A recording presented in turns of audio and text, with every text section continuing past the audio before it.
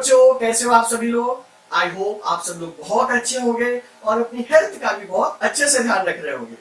मैं डॉक्टर सुरेश कुमार यादव और इस वीडियो में हम लोग बात करेंगे अबाउट मॉडर्न पीरियोडिक टेबल।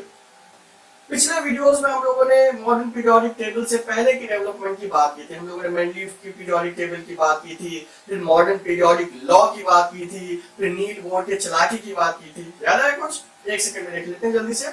तो मॉडर्न पीरियोडिक टेबल से पहले जितनी भी पीरियोडिक टेबल बनी थी उनका बेसिस ऑफ क्लासिफिकेशन था एटॉमिक मास, राइट। लेकिन हेनरी मोजले के एक्सपेरिमेंट के बाद ये सारी चीजें बदल गई। हेनरी मोजले ने प्रपोज किया मॉडर्न पीरियोडिक लॉ, जो कि क्या कहता है कि the physical and chemical properties of an element are directly related to atomic number, not atomic mass, है ना। ये हम लोगों ने पिछले वीडियो में डिस्कस किया था। और पिछले वीडियो में हम लोगों ने जो नील बोहर हैं उनकी चालाकी की भी बात की थी कि किस तरीके से उन्होंने मोजले का मॉडर्न पीरियोडिक लॉ यूज करके मेंडलीव की पीरियोडिक टेबल को उन्होंने डिस्कार्ड कराया था और फिर बना मॉडर्न पीरियोडिक टेबल, जिसको बोर और बड़ी पीरियोडिक टेबल भी बोलते हैं, long form of periodic table भी बोलते हैं या extended form of periodic table भी बोलते हैं, राइट। तो इस वीडियो में हम लोग डिस्कस करेंगे about various properties of modern periodic table, ठीक है। तो अगर शुरुआत करते हैं तो सबसे पहले जरा एक मोटा स्ट्रक्चर देख लेते हैं कि आखिर मॉडर्न पीरियोडिक टेबल देखने में कैसा है। तो अगर आप मॉडर्न पीरियोडिक टेबल को आप देखोगे बच्चों, तो बुक्स में आपको कुछ इस तरीके का डायग्राम जो है वो नजर आएगा। बुक्स में कुछ इस तरीके का आपको डायग्राम नजर आएगा, है ना। इस तरीके का कुछ डायग्राम नजर आएगा। तो जो मॉडर्न पीरियोडिक टेबल है इसको हम लोग बेसिकली 4 ग्रुप्स में डिवाइड करते हैं, 4 पार्ट्स में डिवाइड करते हैं, जो कि जिसको कि हम लोग ब्लॉक्स बोलते हैं ना। तो ये वाला जो ब्लॉक है, इतना जो पोर्शन है, इसको बोलते हैं एस ब्लॉक, इसको बोलते हैं एस ब्लॉक। इतने पोर्शन को हम लोग क्या बोलते हैं? इतने पोर्शन को बोलते हैं पी ब्लॉक। बीच वाला पोर्शन है डी ब्लॉक और ये होता है एफ ब्लॉक। एसपीडीएफ आप लोगों ने ये क्वांटम नंबर्स पढ़े होंगे, ठीक है। क्वांटम नंबर्स पढ़े होंगे, सब शेल्स पढ़े होंगे, ठीक है। तो उसी के हिसाब से ये जो डिवीजन किया गया है, दैट मींस बड़ा ही सिंपल है और इंटरेस्टिंग डिवीजन ये है कि जो वैलेंस इलेक्ट्रॉन है वो जिस सब शेल में जाएगा वो रिस्पेक्टिव ब्लॉक रिप्रेजेंट करेगा। याद है? जैसे मान लिया सोडियम की बात करते हैं, 1s2 2s2 2p6 3s1, तो लास्ट इलेक्ट्रॉन किस में जा रहा है? एस में जा रहा है, तो मतलब वो एस ब्लॉक का मेंबर हो गया। सिमिलरली क्लोरीन के लास्ट में क्या हो जाएगा? P5, तो P लास्ट में मतलब वो P ब्लॉक का है। आयरन में D हो जाएगा एंड सो ऑन। कहने का मतलब ये हुआ कि लास्ट इलेक्ट्रॉन कौन सी सब शेल में जा रहा है उसी हिसाब से अलग अलग ब्लॉक्स का डिवीजन हुआ है, ठीक है। तो इस पीरियोडिक टेबल जो मॉडर्न पीरियोडिक टेबल है उसका जो अरेंजमेंट है, जो बेसिस है, वो क्या है? वो है एटॉमिक नंबर। सारे के सारे एलिमेंट किस बेसिस पर अरेंज हुए? Increasing order of their atomic number. तो क्वेश्चंस जो पूछे जाते हैं वो बड़े इंटरेस्टिंग है। खास करके पहली चीज जो आती है नेम्स। इस पीरियोडिक टेबल में बहुत सारे इंटरेस्टिंग नेम्स है और उनके पीछे वैलिड रीजंस भी हैं, ठीक है। तो पहले थोड़ी सी बात कर लेते हैं पीरियोडिक टेबल की। इसमें क्या क्या खास बातें हैं आपको पता ही है कि इसमें कितने पीरियड हैं? टोटल 7 पीरियड है। मॉडर्न पीरियोडिक टेबल में टोटल 7 पीरियड है। ये हम लोगों ने पिछले वीडियो में पढ़ा ही था, ठीक है। अगर हम बात करते हैं ग्रुप्स की बात करते हैं तो कितने ग्रुप्स हैं? टोटल 18 ग्रुप्स हैं। ये भी हम लोगों ने डिस्कस किया हुआ था, याद आया कि नहीं याद आया? और 18 ग्रुप किसमें भी थे? मेंडलीव की पीरियोडिक टेबल में भी थे, ठीक है। तो अभी मेंडलीव को छोड़ते हैं, तो अभी 7 पीरियड्स हैं, 18 ग्रुप्स हैं, ठीक है। आपको पता ही है लेफ्ट टू राइट जाते हैं उनको पीरियड्स बोलते हैं, टॉप टू बॉटम जाते हैं उनको बोलते हैं कॉलम्स। ये सब आपको पहले से पता है। अभी शुरुआत करते हैं। जो एस है, एस में बेसिकली क्या है? 2 पार्ट्स हैं। तो थोड़ा सा हम इसको ऊपर करते हैं इस ब्लॉक को। तो अगर हम बात करते हैं ग्रुप नंबर 1 की बात करते हैं और ग्रुप नंबर 2 की बात करते हैं। देखिए 1 और 2 का मतलब क्या हो गया? अगर लास्ट में S1 आ रहा है, एग्जाम्पल से हम आपको समझाते हैं। अगर मान लीजिए हमने बात की सोडियम की, ठीक है। Sodium atomic number 11, configuration 1s2 2s2 2p6 3s2। I hope ये आपको पहले से पता होगा, है ना। तो लास्ट में क्या आ रहा है? 3s1, मतलब S1 है, ये मेंबर होगा यहाँ का। थर्ड पीरियड और ये मेंबर हो जाएगा, ठीक है। अगर हम बात करते हैं मैग्नीशियम की, अगर हमने बात की मैग्नीशियम की, तो मैग्नीशियम में 1s2 2s2 2p6 3s2 2 आ रहा है, ये कितना हो जाएगा, ये हो जाएगा सेकेंड का, राइट। तो 1 2 ये रिप्रेजेंट करते हैं, ठीक है। तो अभी क्या, अगर ये नहीं भी पता है कोई समस्या वाली बात नहीं है, आप सिंपली ये देख सकते हैं जो फर्स्ट कॉलम है, जो फर्स्ट ग्रुप है, इसका नाम होता है एल्कली मेटल्स, एल्कली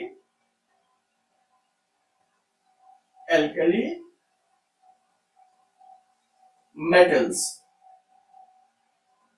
ठीक है। तो बच्चों एल्कली आपको पहले से ही पता है क्या होते हैं alkali, what are alkali, soluble bases, water soluble bases are known as alkali, ये आपको पहले से ही पता है ना। ऐसे सब्सटेंसेस या ऐसे बेसिस जो कि वाटर सॉल्युबल है उन्हीं को तो हम लोग एल्कली बोलते हैं। एक सेंटेंस यहाँ पर आपको पहले से ही पता होगा, all alkalis are bases but all bases are not alkali, सारे के सारे एल्कलीज बेस तो हैं लेकिन सारे बेस जो है वो एल्कली नहीं होते, ये आपको पहले से ही पता होगा, राइट। तो जो फर्स्ट कॉलम है या जो फर्स्ट ग्रुप है उसका नाम होता है एल्कली मेटल्स। तो क्यों एल्कली मेटल्स उनको कहा गया, तो आप यहां से समझ सकते हैं कि जो फर्स्ट ग्रुप है उसमें जितने भी सॉल्ट्स होते हैं, उसके जितने भी ऑक्साइड्स होते हैं, ये मेटल्स के जितने भी ऑक्साइड्स होंगे वो क्या होंगे, वाटर सॉल्युबल होंगे। एक बात मैं बताना आपको भूल गया, मैं बता देता हूं, जो एस ब्लॉक होता है ये प्राइमरली होता है मेटल्स का, इसमें बहुत सारे मेटल्स हैं, ठीक है। पी ब्लॉक में मिक्स्ड अरेंजमेंट है, कुछ मेटल्स भी है, कुछ मेटलॉइड्स भी हैं, कुछ नॉन मेटल्स भी हैं, लेकिन प्राइमरली हम लोग इसको बोलते हैं नॉन मेटल्स का ये ग्रुप है, नॉन मेटल्स का। डी की बात करते हैं तो डी भी प्राइमरली क्या है, मेटल्स है, और एफ भी क्या है, प्राइमरली मेटल्स है ना। तो जो एस ब्लॉक है वो मोस्टली मेटल से ही कंप्राइज है, बना हुआ है। तो जो फर्स्ट इसका कॉलम है उसको कहा गया एल्कली मेटल्स। कहने का मतलब हो गया ये जितने भी ऑक्साइड्स हैं, जितने भी मेटल्स होंगे इस ग्रुप के, उनके ऑक्साइड्स होंगे वाटर सॉल्युबल होंगे, मतलब वो एल्कली बनाएंगे, इसीलिए नाम पड़ा है एल्कली मेटल्स, ठीक है। अगर हम सेकेंड ग्रुप की बात करते हैं, तो इसको कहा जाता है एल्कलाइन अर्थ मेटल। कहने का मतलब ये हो गया कि ये जो नेचर है, मतलब ये कंप्लीटली जो सेकेंड ग्रुप के जो मेंबर्स हैं उनके ऑक्साइड्स कंप्लीटली वाटर सॉल्युबल नहीं है ना, इसीलिए उनको एल्कली नहीं कहा गया। एल्कलाइन का मतलब हो गया बेसिक, उनका बेसिक नेचर तो है लेकिन कंप्लीटली वाटर सॉल्युबल नहीं है, इसलिए उनको एल्कली नहीं कहा गया। और अर्थ क्यों जोड़ दिया गया, क्योंकि इनकी प्रेजेंस अर्थ क्रस्ट में काफी क्वांटिटी में है, इसीलिए इनको कह दिया गया एल्कलाइन अर्थ मेटल्स, ठीक है। क्या ये पॉइंट समझ में आया। अब हम लोग एस के बाद निकलकर बात करते हैं पी की, ठीक है। तो सबसे पहले हम लोग लास्ट से शुरू करेंगे। लास्ट में कौन सा ग्रुप आएगा, लास्ट में आएगा ग्रुप नंबर 18। ग्रुप नंबर कौन सा आएगा, 18। तो अगर हम ग्रुप नंबर 18 की बात करते हैं तो मैं इधर ही लिख देता हूं। अगर हम बात करते हैं ग्रुप नंबर 18 की तो इसको कहा जाता है नोबल गैसेस, या इसी को इनर्ट गैसेस भी कहा जाता है ना। अब सवाल आता है कि नोबल गैस और इनर्ट गैस क्यों कहा जाता है। सिंपल है भाई, जब आप लेफ्ट टू राइट जाते हैं तो क्या होगा, एक एक इलेक्ट्रॉन जो है शेल में बढ़ता जा रहा है और फाइनली उनकी ऑक्टेट पूरी हो जाती है। हीलियम को छोड़ दीजिए, हीलियम में बेचारे के पास 2 ही इलेक्ट्रॉन है आउटर मोस्ट में, ठीक है। तो हीलियम छोड़ दीजिए, उसके अलावा जितने भी गैसेस हैं, जितने भी मेंबर्स हैं 18 ग्रुप के, सबके आखिरी में कितने इलेक्ट्रॉन्स होंगे, 8 इलेक्ट्रॉन्स हैं। तो उनका कॉन्फ़िगरेशन कंप्लीट हो गया है, तो किसी से रिएक्ट नहीं करते, उनके पास जितना इलेक्ट्रॉन चाहिए था सब आ गया है, ठीक है। तो वो किसी से रिएक्ट नहीं करेंगे, इसलिए उनको नोबल गैसेस या इनर्ट गैसेस भी बोलते हैं।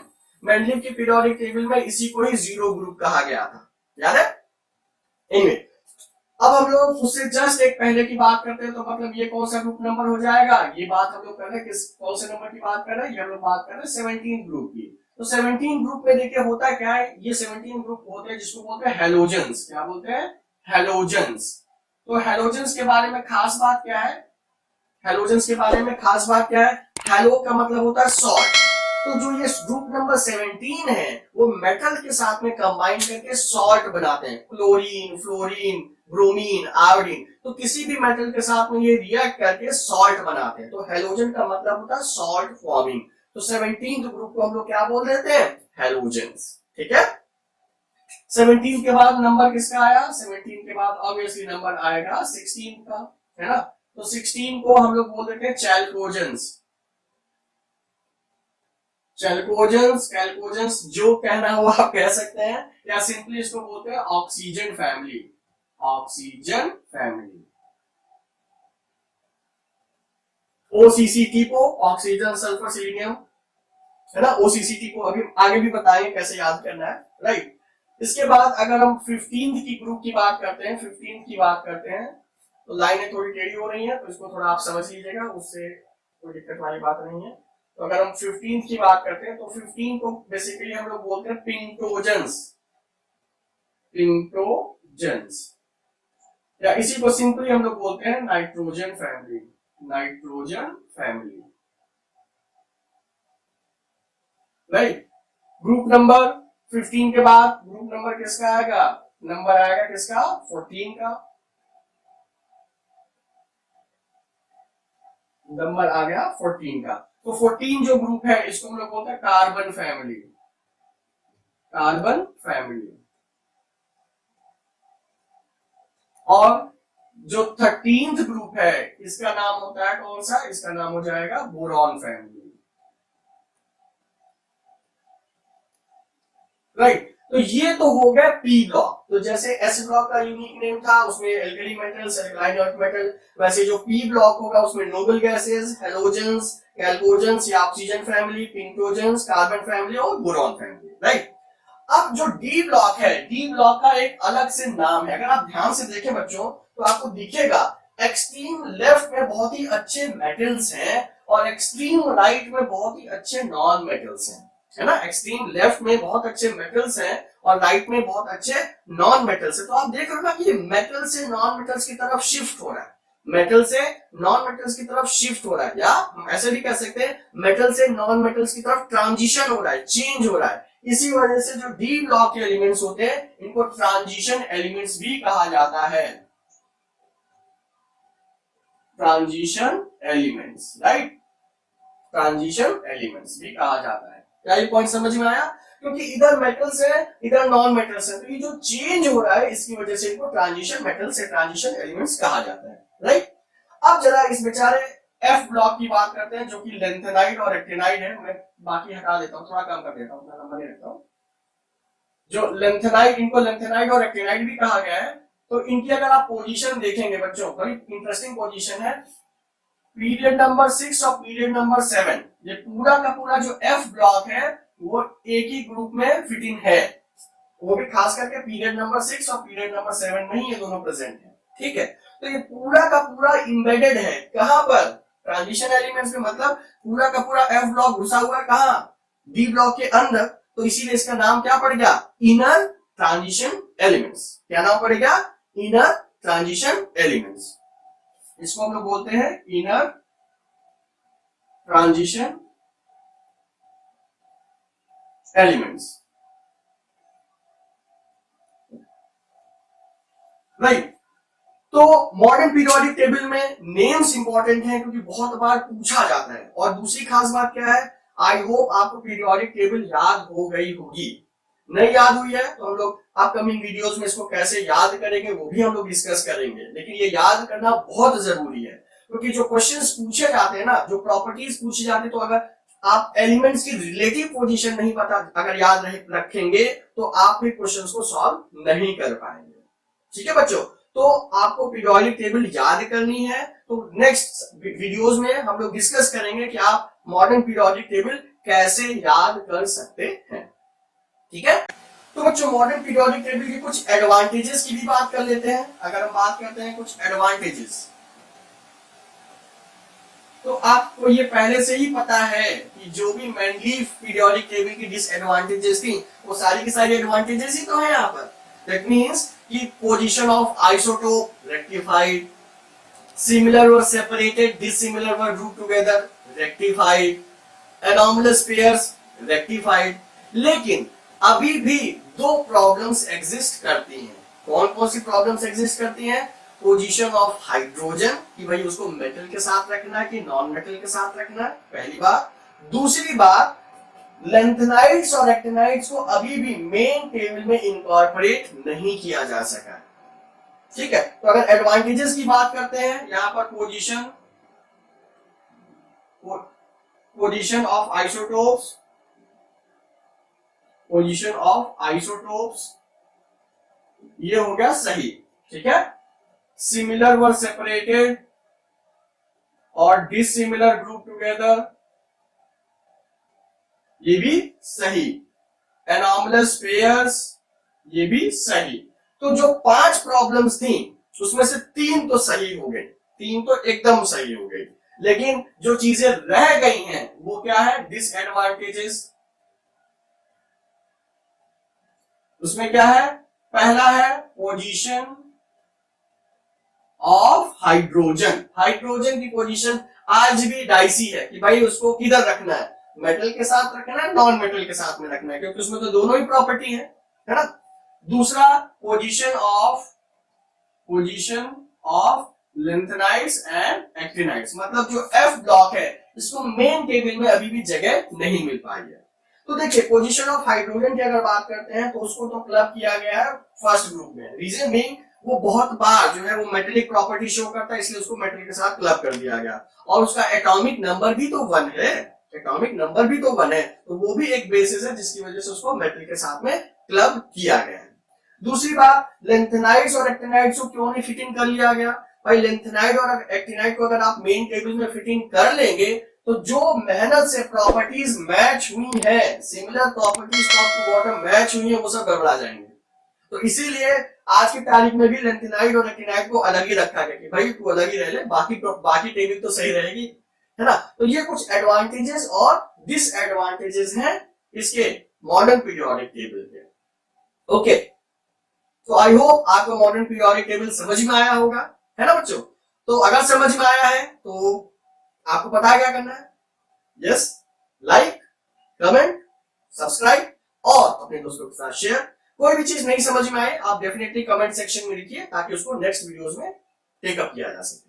ठीक है, तो मिलते हैं नेक्स्ट वीडियो में सब्सिक्वेंट टॉपिक्स के लिए। Till then stay fit, stay healthy and enjoy chemistry.